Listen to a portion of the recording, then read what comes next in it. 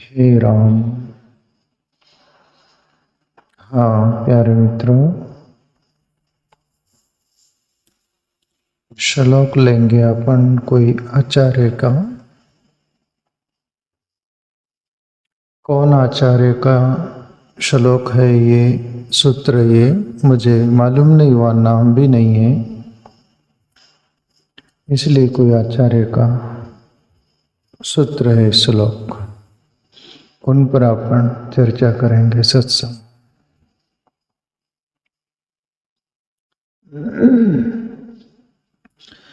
आलस्य कुतो विद्या, अविद्यस्य कुतो धनम,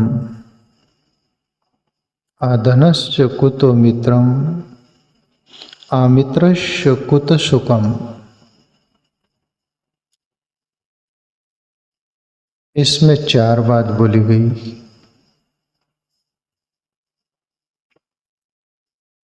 वो हम समझे, हमारे जिंदगी से जुड़ी हुई बातें हैं ये। कोई आचार्य को पता चलता है, अनुभव आता है, जिंदगी को उन्होंने देखा, समझकर अनुभव करके हमारे सामने रखा। हमारे जिंदगी में प्यारे मित्रों, आलस्य ऐसा एक वो है अंदर, उपद्रवी तत्व बोल दो, जो हमारी जिंदगी में कोई भी प्रकार का विकास नहीं होने देता। जिंदगी में कोई भी रौनक आने नहीं देता।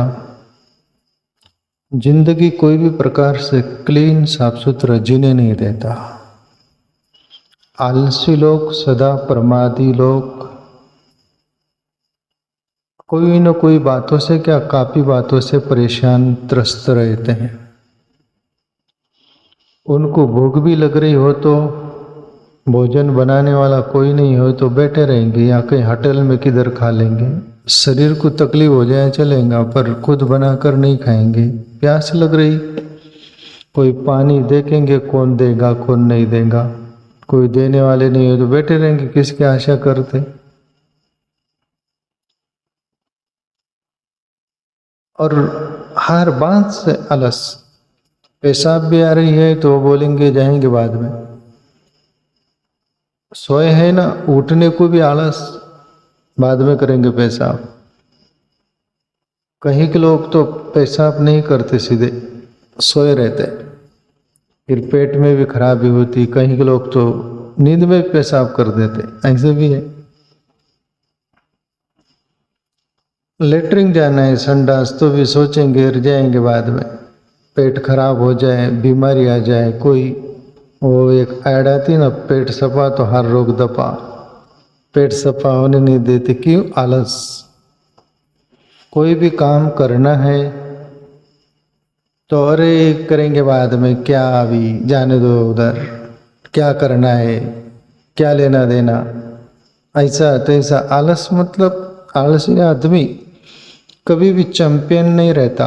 आलसी आदमी बधिर रहता है, जड़ रहता है। आलसी आदमी का फार्मूला है अजगर। अजगर भी नहीं कुछ करता, पड़ा रहता है, एक बार खा लेता, महीना भर नहीं देखता।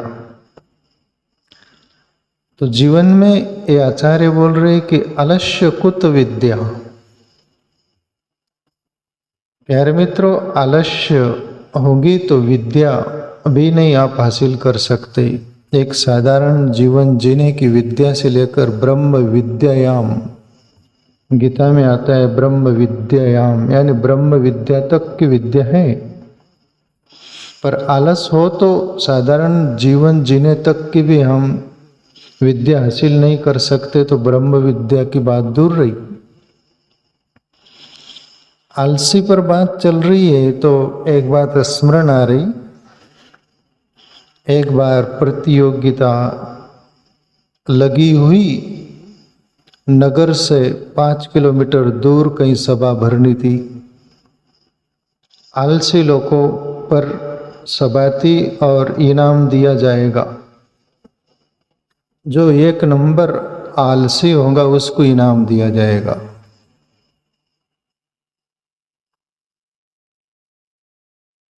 प्रतिस्पर्धा, उसमें भी लोग उतरे। सभी प्रतिस्पर्धा चलती है खेल में और भी आने अदर, पर आलसियों में भी चला।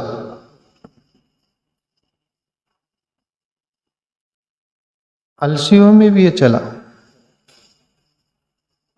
और कहते हैं कि आलसी में, वो आलसी लोगों के लिए शर्त ये रखी गई थी, 5 किलोमीटर सभा भरनी है, वहां पर अपने अपने वाहन लेकर जो 1 नंबर पर पहुंच जाएगा उसको इनाम दिया जाएगा। सभी मांस है आलसियों की बाजार। आलसी लोग सब तैयार हो गए अपने अपने ढंग से। 2 व्हीलर होगा, 4 व्हीलर होगा, जो भी वाहन होगा जिस उसका लेकर बिल्कुल चले। और एक व्यक्ति सबके पहले पहुंच गया। सब बैठे हैं जेम तेम, एक के पीछे एक पहुंच गए, सभी सभा भरी गई। जो इनाम देने वाला व्यक्ति था बख्शिश के रूप में, वो खड़ा होकर माइक के सामने बोला, सबसे पहले कौन पहुंचा वो ऊपर हाथ करे और सामने खड़ा हो जाए। और ये 1 नंबर आलसी जो पहुंचा तो ऊपर हाथ करके सबके सामने खड़ा हो गया। इनाम देने वाला व्यक्ति बोलता है कि भाई मैं पूछना चाहता हूं कि आप सबसे पहले किस वाहन से आए और कैसे आए, किस गति से आए, सबके पहले आप पहुंच पाए तो वो आप बताइएगा। वो आदमी बोले मैं 4 व्हीलर से आया। बोले 4 व्हीलर से तो सभी लोग आए, पर वो देरी हो गई उनको, 1 नंबर आप कैसे आए?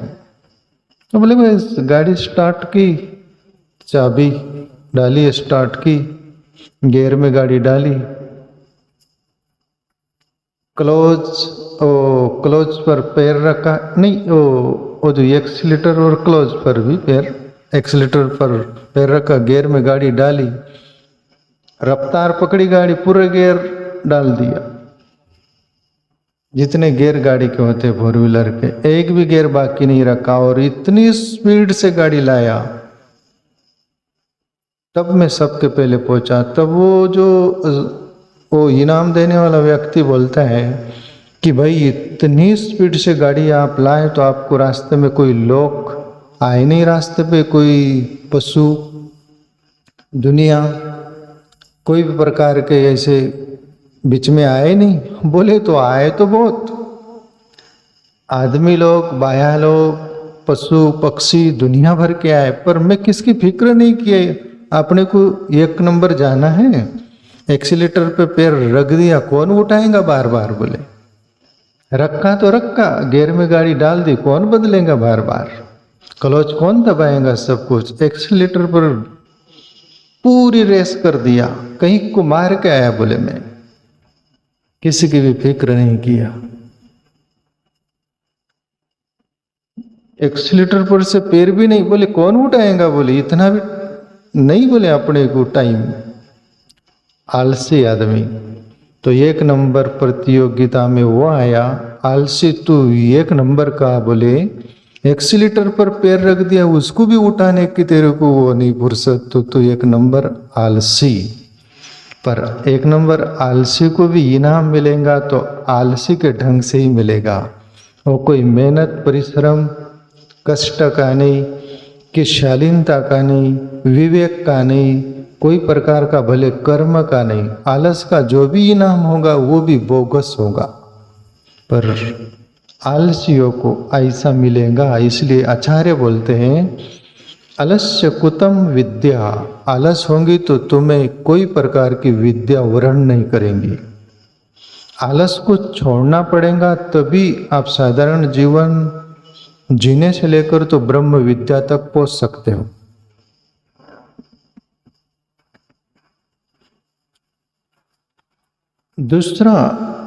दूसरी बात बोली आचार्य, अविद्यस्य कुतो धनम।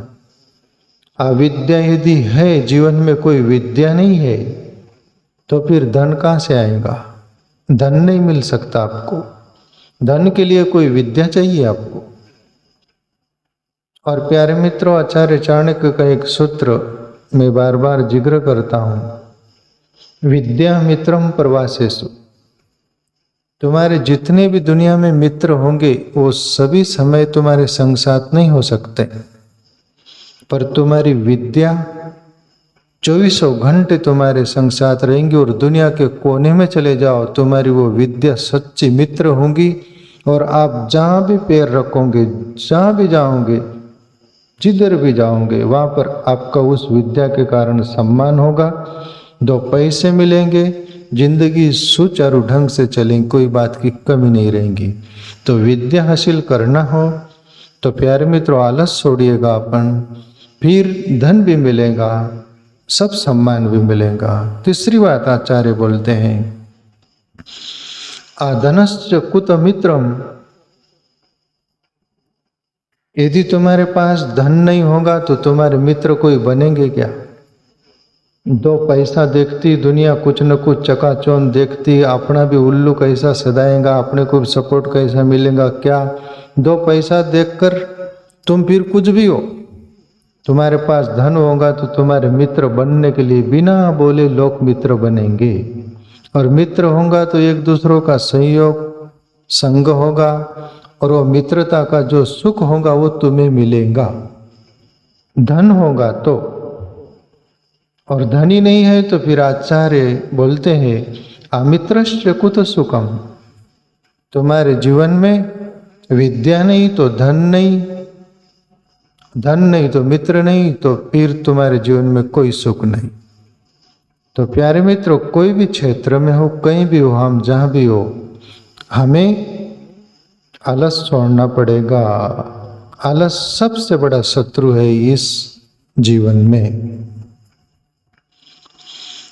दूसरे सूत्र में आचार्य बोलते हैं, आलस्यम ही मनुष्यानाम शरीरस्थो महान रिपु नास्त्युद्धम समो बंधु कृत्वा एम नवसिद्धति। आचार्य बोलते कि आलस्य ही मनुष्यानाम शरीरस्थो महान रिपु। रिपु का अर्थ शत्रु होता है। बोले मनुष्य के लिए आलस्य ही मनुष्यानाम शरीरस्थो महान रिपु, बोले मान दुश्मन की तरह आलस है हमारे शरीर में, हमारे जीवन में, मनुष्य के लिए। यदि हम आलस को पालते हैं प्यारे मित्रों, तो फिर हमारे लिए कोई भी प्रकार की प्रगति नहीं हो सकती। आलसी व्यक्ति खुद ब खुद कंगाल रहता है, दरिद्र रहता है। अदर कुछ देश है, कंट्रीज है, वहां पर विकसितता है ना बहुत सारा। क्यों? आलस नहीं है वहां पर, वो कर्म करते रहते हैं, वो अपने काम में व्यस्त रहते हैं। अपने पास 2 पैसे आ गए तो आलसी प्रमाद भी होकर अपन जीते, जितना धन था वो भी चला जाता है। इसलिए जीवन में मनुष्य के लिए आचार्य बोलते हैं कि आलस्यम ही मनुष्यानाम शरीरस्थो महान रिपु। मान दुश्मन है आलस, उससे बाहर आना अपन। दूसरी बात बोलते हैं आचार्य, नास्त्युद्धम समो बंधु। तुम्हारा उद्योग, तुम्हारा कर्म ही सच्चा बंधु है।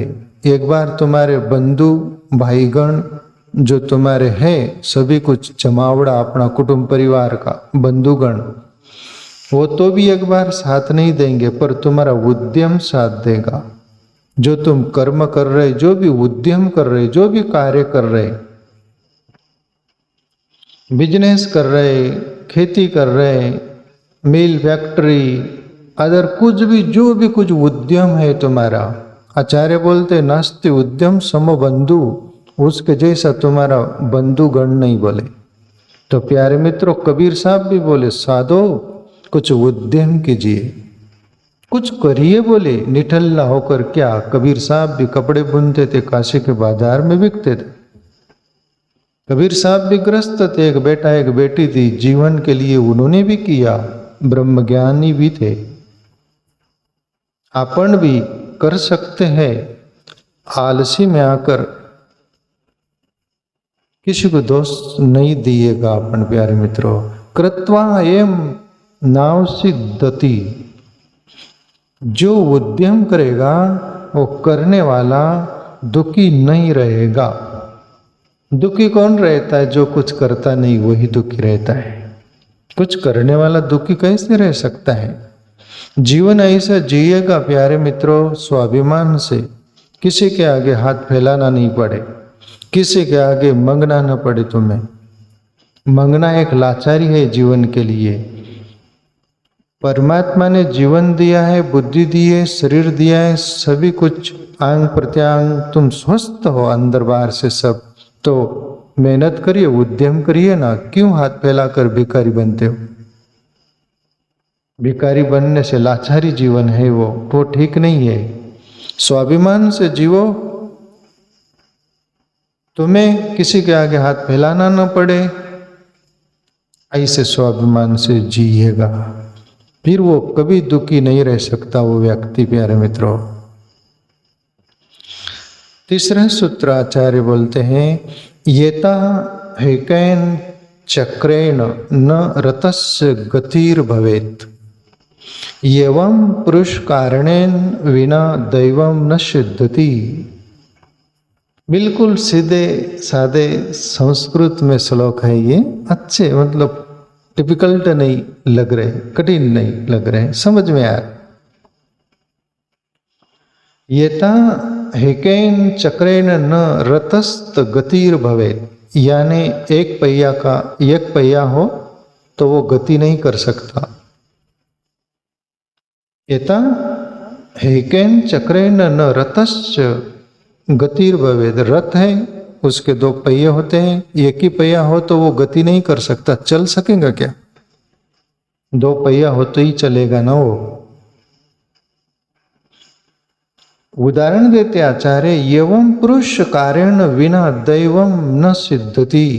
वैसे ही मनुष्य बोले, कर्म नहीं करेगा, उद्यम नहीं करेगा, कोई भी कार्य नहीं करेगा तो बिना दैवम न सिद्धति, वो उसका प्रारब्ध भाग्य भी नहीं बन सकता, अभी पुरुषार्थ से अभी जीवन के लिए भी नहीं हो सकता। इसलिए आचार्य बोलते कि निटल्ला होकर जिंदगी बिताना नहीं। परमात्मा ने दिया है, या जितने भी ग्रेट लोग हुए, महान लोग हुए, संत लोग हुए, जो भी कुछ हुए, जिनकी कीर्ति आज हमारे तुम्हारे अपने सामने है, उन्होंने कुछ किया प्यारे मित्रों। बिना किए किसी को कुछ नहीं मिला है आज तक। अपन कंगला जीवन अपना रहता है, बस उसका एक ही कारण है, बिना कुछ मिले ही अपन बोलते हैं बस कुछ नहीं करना, अपने को कुछ नहीं करना तो वहीं रहिएगा आप। खुद के जीवन के लिए भी आप कुछ नहीं हो पाओगे, दूसरों के जीवन के लिए भी कोई उपयोगी नहीं बन पाओगे। तो प्यारे मित्रों, जो भी अपनी नीति के अनुसार, अपने संस्कार के अनुसार, अपनी कैपेसिटी के अनुसार, अपने अंदर जो भी शक्ति है उसके अनुसार आप जो भी कुछ कर सकते हो, खुद के लिए भी करिएगा और दुनिया जगत के लिए भी तुम्हारे से हो उतना करिएगा। ये जिंदगी कीमती है प्यारे मित्रों। अंदर जो हमारी चेतना है, ऊर्जा है, जो भी अंदर कीमती है, जो सक्रिय है वो निष्क्रिय नहीं है। आप निष्क्रिय होकर जीवन जियोगे तो वो सभी अंदर की ऊर्जा, शक्ति, जो चेतना है, वो वैसे भी तो जीवन बीत जाने पर वो एक दिन चले जाने वाली है। तो जीवन मिला है तो आप क्यों नहीं उसका सदुपयोग करिएगा, उसका सदुपयोग करिएगा। तो जिंदगी में चार चांद लगेंगे, जो वाली बात बोलते हैं ना। कर्मण्येवाधिकारस्ते मा फलेषु कदाचन। प्रभु कृष्ण बोले कि बस तुम कर्म करो, फल देने का परमात्मा के हाथ में, कुदरत के हाथ में है। आचार्य कर्म करने के लिए प्रेरणा करते प्यारे मित्रों। तो अपन कर्म करिएगा खूब। एक सूत्र ले ले,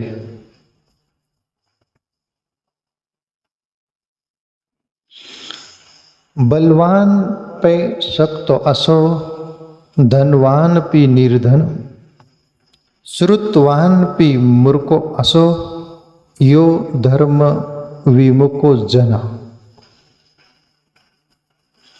इसमें 4 बात बोली आचार्य ने।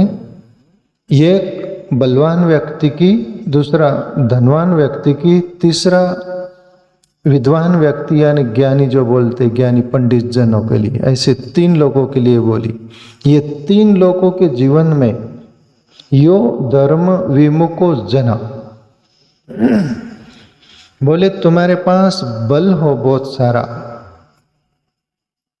दूसरी बात तुम्हारे पास धन हो बहुत सारा, तीसरी बात श्रुतवान पी मूर्खो असो, तुम्हारे पास विद्या है, तुम पंडित हो, तुम विद्वता से भरा हुआ जीवन है जिसको बोलते ज्ञानी। पर एक बात तुम्हारे ये तीनों लोगों के जीवन में एक बात न होगी, बोले यो धर्म विमुखो जना, तो बोले तुम्हारा बलवान भी कमजोर हो जाएगा, तुम्हारी बल की यश गाथा नहीं होगी। धर्म से तुम विमूढ़ हो तो तुम्हारा कर्तव्य कर्म, तुम्हारा धर्म के अनुसार जो भी कुछ है उसको बखूबी निभाइएगा। धर्म के अंतर्गत प्रभु श्री कृष्ण भी बोले ना, धर्म अविरुद्ध भूतेषु। अर्जुन, धर्म के अंतर्गत में सभी में काम हूं, पर धर्म के अंतर्गत हूं। धर्म के अंदर प्रभु श्री कृष्ण भी बोलते कि मैं भी उसके अंदर रहता हूं। तो अपन भी ये तीनों बात यदि अपने अंदर है, बलवान है अपन, धनवान है, ज्ञानवान है, और धर्म से यदि मूढ़ है यानी दूर है। विद्वान के लिए भी यहाँ तो मूर्ख शब्द का वापरा गया, श्रुतवान भी मूर्खवासो। तो प्यारे मित्रों, धर्म के अंतर्गत सभी कार्य अपने होने चाहिए, वही सही है और कीर्तिमान है, जीवन उपयोगी है। तो आप ये जो भी समझ में आया, जितना भी आया, आप जीवन में अपन सब उतारने का प्रयास करिएगा, जीवन मूल्यवान होगा।